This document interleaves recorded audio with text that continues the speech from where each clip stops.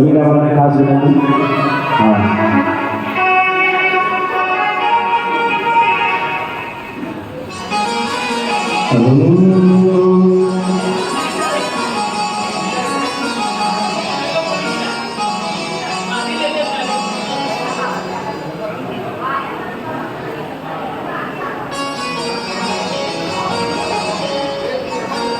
हमारा गिरी बाबू ने हमारा हिंदू महाजानेला मंदिर हाँ काढ़ा हाँ हमारे यहाँ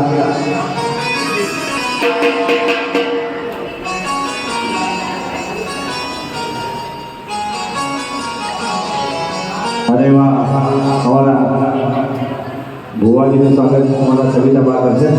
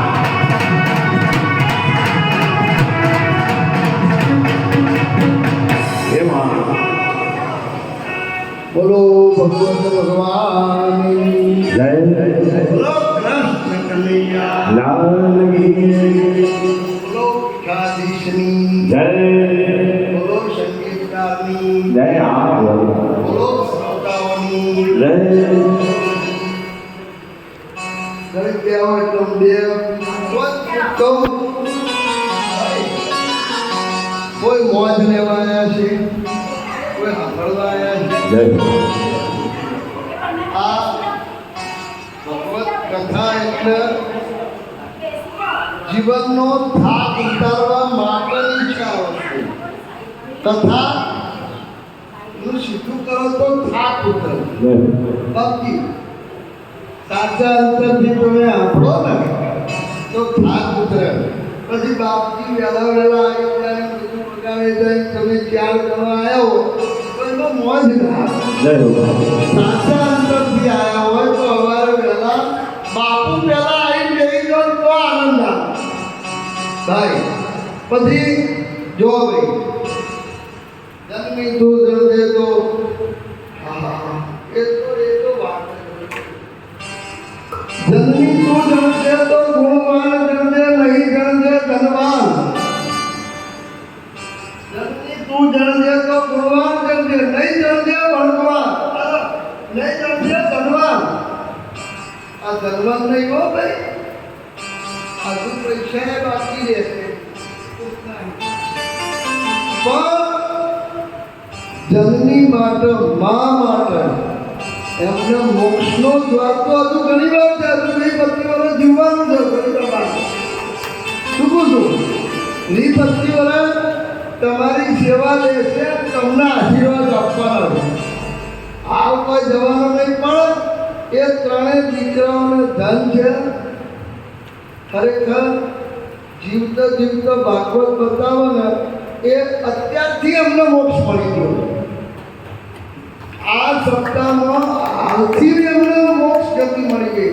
જે મૃત્યુ આવશે તો એ દાવાની વાત છે ભાઈ, પણ હાલથી અમને તો મોક્ષની ગતિ મળી ગઈ છે. આ બાપુએ વાત કરી છે પરીક્ષિત રાજાની, બધી વાતો તો થઈ ગઈ ભાઈ. પણ જો ભાઈ વક્તા પાવરફુલ હોય ને તો શ્રોતાઓને મજા આવે, શ્રોતા પાવરફુલ હોય તો વક્તા મજા આવે. એ સિવાય મજા આવે નહીં.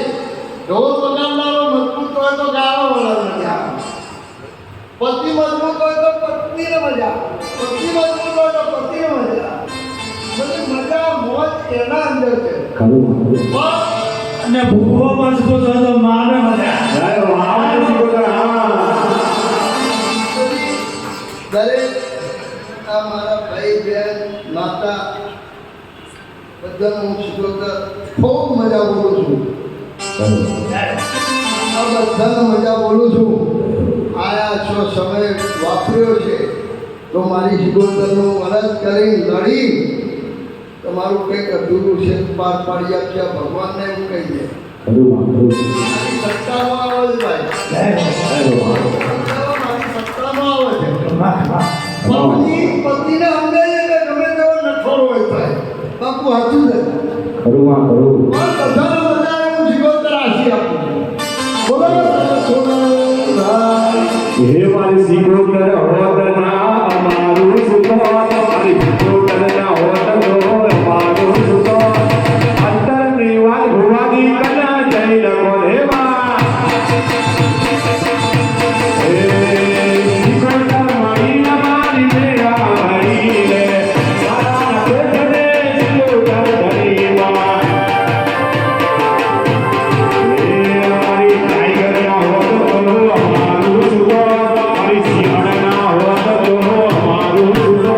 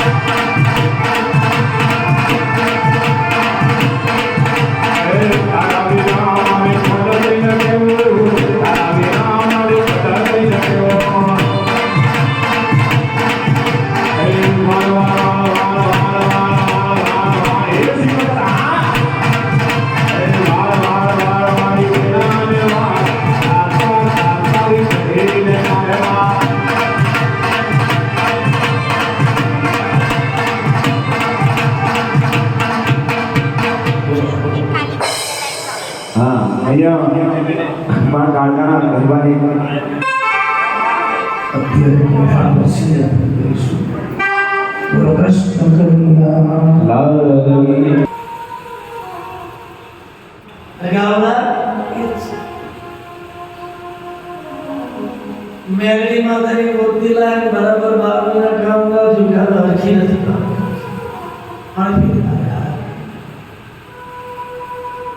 આ કોઈ પૂજા છે મહાકાળી હારું કામ કરશે કઈ ના આવી કે આમાં કઈ મજા નહીં બાજી અરે આ રમકડા નથી મંત્ર ઇતિ મંત્ર મન આપણું પ્રફુલ્લિત થાય મંત્ર કરવાથી પૈસા મળી જતા હતા ઘાટા પડવા બહાર આવે જરૂર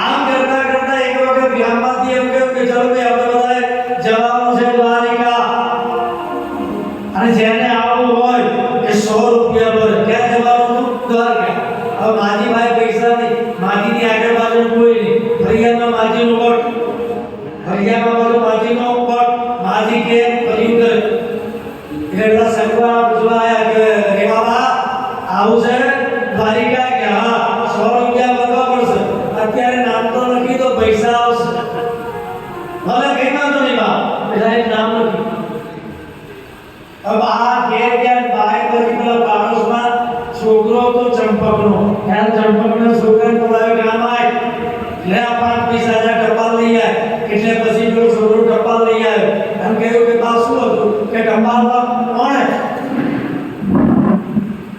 કે વૈકુંઠ નામ છે કોણ સાંભળ્યા ને કે લાખ કે તમે બધા આનંદમાં છો લક્ષ્મીજી આનંદમાં છે તમારો દેવ પરિવાર આનંદમાં છે હું આનંદમાં છું પણ અમારા ગામમાંથી સંત જાય છે દ્વારકા એટલે મારી ઈચ્છા દ્વારકા જવાની છે એક 100 રૂપિયાની જરૂર છે તો મહેરબાની કરી અને મને 100 રૂપિયા મોકલશો લિખિત રેવાદા અને પાછળ લખ્યું સંતાનો વૈકુંઠ ધામ બસ બીજું શું લખ્યું વૈકુંઠ ધામ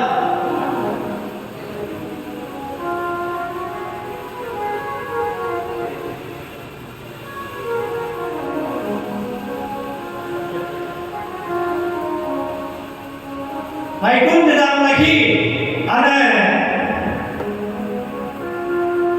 કાગળ મોકલો હવે કાગળ જામો તો એટલે કાગળ ગામમાં ડબલા નાખી દે એટલે ટપાલી આવીને પછી કાગળ લઈ ગયો અને કાગળને સોર્ટિંગ એરિયા છે એટલે દરેક એરિયામાં સોર્ટિંગ કરતા તેમાં ખાલી વૈકુંઠ ધામ લખ્યું હતું એટલે બધા 4 ટપાલીઓ થાય કે આ વૈકુંઠ ધામ સોસાયટી ક્યાં કોઈ એરિયા લખ્યો નથી એટલે એને પછી કાગળ વાંચો એમાં કાગળે ટપાલી વાંચ્યું કે પ્રભુ તમે મજામાં છો લક્ષ્મીજી પણ મજામાં છે તમારો પરિવાર આનંદમાં છે દેવો પણ બધા આનંદમાં છે હું પણ આનંદમાં છું પણ મારા ગામમાંથી જાય છે સંઘ દ્વારિકા અને મારે જવું છે પણ 100 ની જરૂર છે એક 100 રૂપિયા મોકલશો લિખિત રેવા ટપાલી કહે છે કે કોઈ માજી છે અને આ માજીની અતિ શ્રદ્ધા છે કેવી છે અતિ શ્રદ્ધા એટલે ટપાલીએ કેવું કહે કે આમ કરો ક્યાંથી લાવ્યા કે આ ગામ રેવા બાપુ ખ્યાલ કે હા એટલે પેલા લોકો પાસે પૈસા નતા 5-10 કરતા 50 રૂપિયા ભેગા થયા કેટલા 50 તો કે 50 તો મોકલો એટલે 50 રૂપિયા ભેગા થયા તે ભેગા કરી અને બીજા દિવસે મોકલ્યા એટલે ટપાલી આવ્યો કે રેવાબા કરવા કહો રેવાબા નહીં પછી પેલા ચંપકના છોકરાને બોલાવે કામ આવે જો તો આમાં શું લખ્યું છે કવર ઉપર કે રેવાબા લખ્યું ભલે ખોલ દો છોકરાએ ખબર બેટા પૈસા કાઢ કારણ કે મને ગણતા આવડે છોકરાએ પૈસા કાઢે કેટલા છે બેટા 100 રૂપિયા કે ના 50 કેમ ને 100 કાઢે કેમ આમ કર્યું ક્યારે ઓછા મોકલે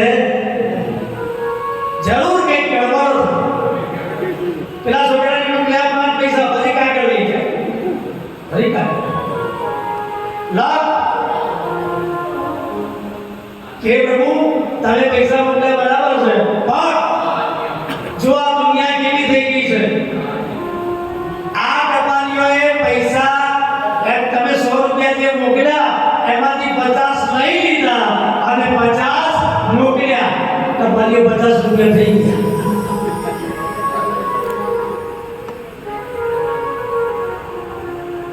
लोग आगळમાંથી તમારે વિચાર કરવા કે રામ કે કઈ વાત નથી, બાકી આ શ્રદ્ધા, આ શું હતું?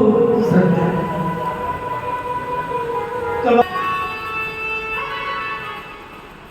નાના તો કે નાનાને પણ જેલમાં પૂર્યા છે. એ જેલમાં ઉગ્રસેન, કોણ? ઉગ્રસેન. તો ઉગ્રસેનને છોડાવ્યા અને પછી કહ્યું કે નાના હવે તમે મુક્ત. ત્યાં આખું નગર મથુરા આનંદિત બની ગયું. જ્યારે મથુરા આનંદિત બન્યું ત્યારે મથુરાના લોકોએ કહ્યું કે લાલા હવે ગાદીપતિ તું છે. ત્યારે કહ્યું કે નહીં, આ ગાદીનો હક મારા નાનાનો છે. એટલે ઉગ્રસેનને ગાદી આપી. ઉગ્રસેન ગાદી અભિષેક થયો પછી આ બંને બાળકોને ઉગ્રસેન ભણવા માટે વિદ્યાપીઠમાં મોકલ્યા, સાંદીપની મુનિના આશ્રમમાં. અને આ પત્ર ભરી ગયું છે દુઃખથી. તો કે આ દબાવતા સેવા છોડીને સેવાનો ભંગ ન કર્યો, ત્યાંથી ઉભા ન રહ્યા. સરસ મજાના બાળકના વિશે મારી શીખવાની વિકાસ આપણા દીકરાના લગ્ન માટે કઈ હોય અમે 2 મિનિટ બેસો. બાપજી એક આપણને એ બધાયા છે, મહાકાલીના ઉપાસક છે. તો આપણને એક 5 મિનિટ પછી આપણે આગળનો કાર્યક્રમ કરીશું. 5 મિનિટ બાપજી. હા ભાઈ.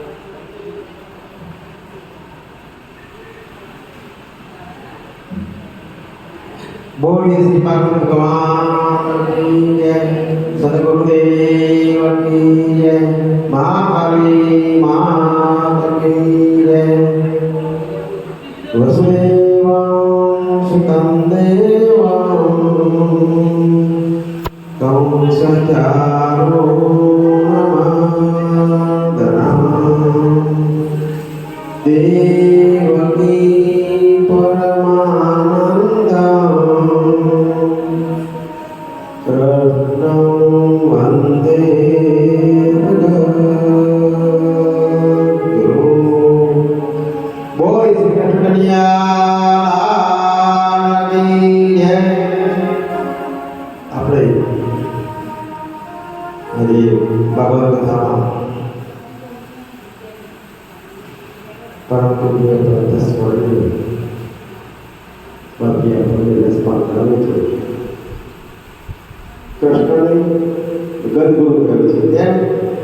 એના અવતારોને જ્ઞાન, ભક્તિઓ અને કર્મ ત્રણેય વસ્તુ બતાવી છે. એટલે આપણે એને જગતગુરુ કહીએ છીએ. આજે આપણે બધા અહીંયા આવ્યા છીએ કથા સાંભળવા માટે. કોઈ તનનો ઉપયોગ કરવો જોઈએ, મનનો ઉપયોગ કરવો જોઈએ, ધનનો ઉપયોગ કરવો. तो बधाई शादी कथा सामने थी कि जब तक रहेगी जिंदगी फुर्सत नहीं मिलेगी काम से, कुछ ऐसा समय निकाल दे और प्यार करने से राम से. હવે એક દિવસનો ટાઈમ હતો. એ દિવસે અકાળના સાધુઓ ફરતા ફરતા ગામમાં આવ્યા, મંદિરમાં ઉતારો કર્યો. તો ધર્મવીર ત્યાં ગયો અને બાપજીને કહ્યું, બાપજી મારા કે પ્રસાદ લેવા પધારજો. બાપજી કે ચોક્કસ આવીશું, પણ ત્યાં એક તકલીફ છે. કે શું?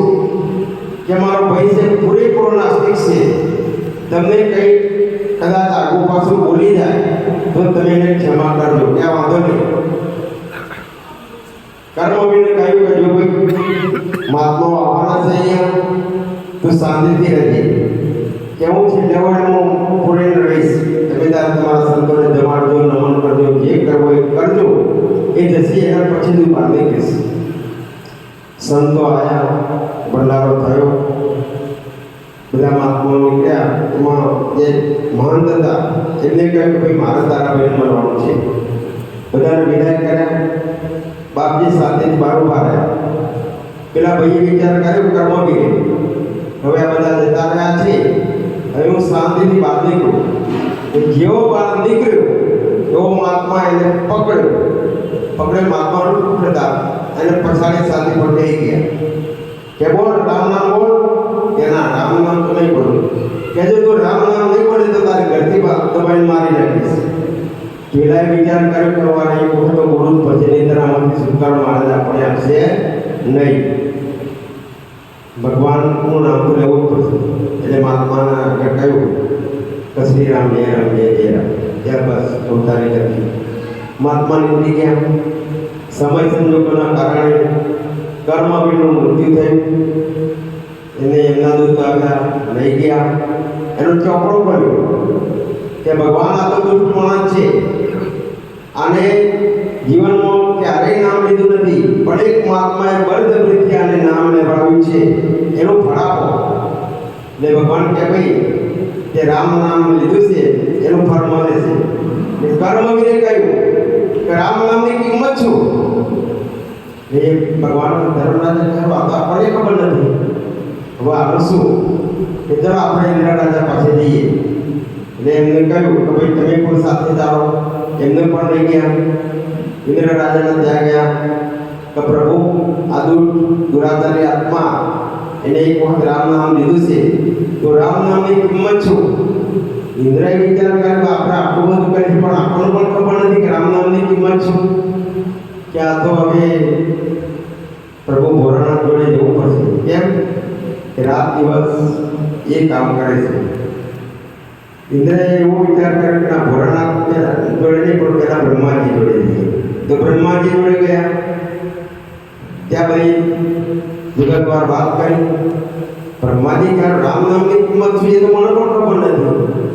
કે ચાલો આપણે ભોળાનાથ જોડે જવું પડશે. એ રાત દિવસ રામનું ભજન કરે છે એટલે એમને ખબર હોય. એટલે બ્રહ્માને એને કહ્યું કે તમે ચલો પાક લઈ. પેલો કર્મવીર બંનેને પાલકી પર બેસી ગયો અને બંનેને લઈ ગયો ભોળાનાથની જોડે. ભોળાનાથને ત્યાં ગયા, સ્વાગત કર્યું. ભોળાનાથ ત્યાં પધરામણી કરી તમે કે પ્રભુ આ દુરાચારી આત્મા હવે એને એવું કહે છે કે રામ નામની કિંમત શું? કારણ રાત દિવસ હું રામનું ભજન કરું છું પણ આની ખબર નથી. રામ નામની કિંમત છે મને પોતાની ખબર નથી. તો કે હવે કે ચાલો નારાયણ ભગવાન જોડે. શિવજીને કે તમે પણ સાથે ચાલો, તમે પાલતુમાં જોડે જાઓ. આ કર્મવીર પાલતુ પર બેસી ગયો. યમરાજા, ઇન્દ્ર રાજા, બ્રહ્માજી, શિવજી આ બધા ગયા નારાયણ જોડે. ત્યાં ગયા અને નારાયણ પૂછ્યું, બધી વિગત વાત કરી કે ભગવાન રામ નામની કિંમત શું? ભગવાન પણ વિચારમાં પડી ગયા કે આ શું કહેવાય.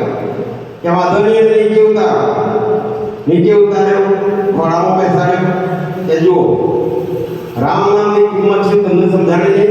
કે જુઓ આ દુરાચારીએ તો એને તમને પ્રશ્ન કર્યો. યમરાજાને લીધા, ઇન્દ્ર રાજાને લીધા, બ્રહ્માજીને લીધા, શિવજીને લીધા અને બધાની કાંધ ઉપર બેસીને આવ્યો છે આ રામ નામની કિંમત. તો આજે આપણે રામ નામ લઈએ છીએ પણ તમારું જે અંતસ્કરણ, મન, બુદ્ધિ, ચિત્ત અને અહંકાર જ્યાં સુધી તમારા અંતસ્કરણમાં ક્યાંય પણ મલિનતા હશે તો તમે ભક્તિમાં પાર પડશો નહીં. આ ભક્તિ અડગ શ્રદ્ધા અને અડગ વિશ્વાસથી પ્રગટેલી છે. એ ગામમાં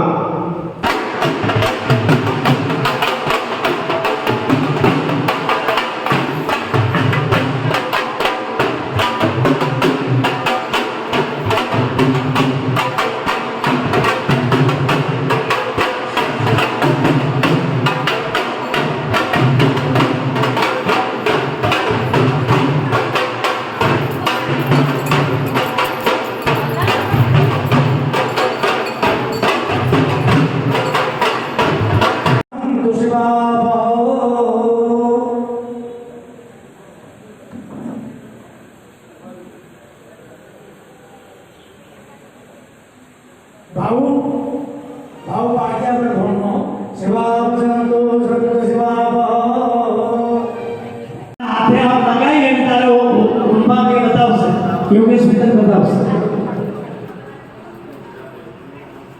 હું આગળ આવો પાછળ કે બેઠો છો અહીંયા છોકરો તમારો પૈણા છે ખાસ તો એ ભાઈ ખુરશી આલો આવડો બેવાનું નથી તમારો છોકરો પેલા જાગડાઓ એકમાં થાકી ગયા છું. ખુરશી આલો બેવાન ના ભાઈ હાજી તમે ગીતાબેન જોડે બેવાન ના ખુરશી આલો આગળ ચલો પ્રથમં દ્વિતીય તૃતીય અથ ચતુર્થ પંચમમ સ્વાહા.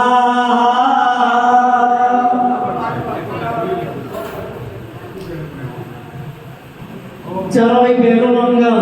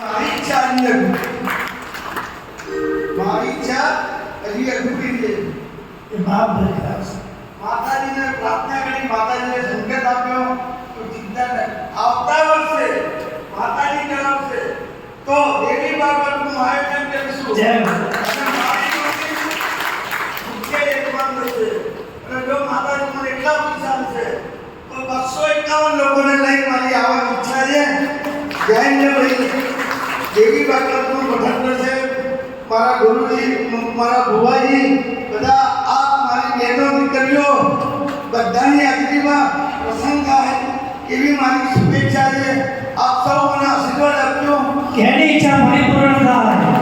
બોલ શ્રી કૃષ્ણ કનૈયા મહાકાળી. Oh